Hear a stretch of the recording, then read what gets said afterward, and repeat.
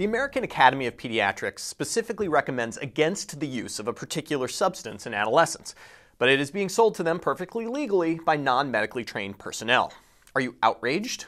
Well, the substance is creatine, and I'm not sure I can get too exercised about this one.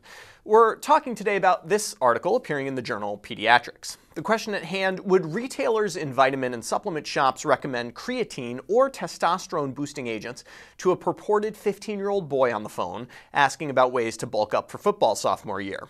The results in a second, but first, what's the deal with creatine? The idea behind creatine as a muscle-building supplement comes from the fact that creatine phosphate is the major energy storehouse in muscle.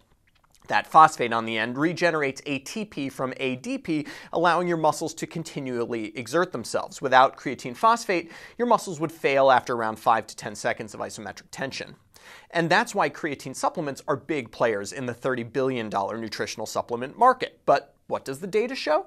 Can creatine increase performance? Well, maybe a bit. There's a lot of research out there, but the gist is that creatine supplementation may help with brief, power-driven activity like resistance training.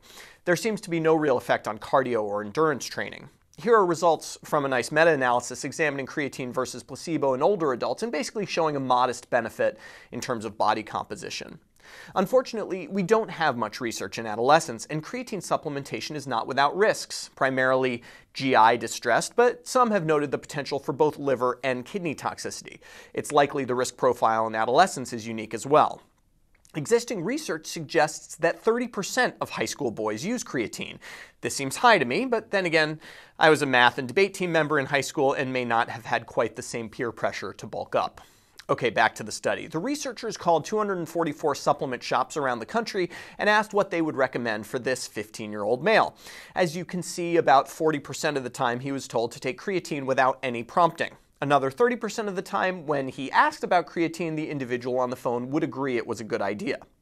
30% of the individuals recommended against. That's the official position of the American Academy of Pediatrics. The results for testosterone-boosting agents, an area of the supplement world with even less compelling data than creatine, weren't too bad. Almost everyone recommended against these agents for the 15-year-old boy.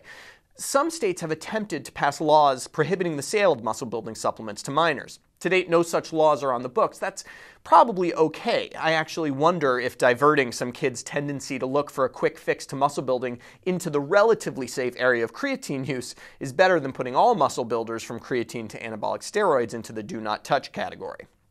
But it's clear at least that pediatricians and parents should be asking high school boys about this. They don't like talking much, but hey, stay strong. For MedPage Today, I'm Perry Wilson.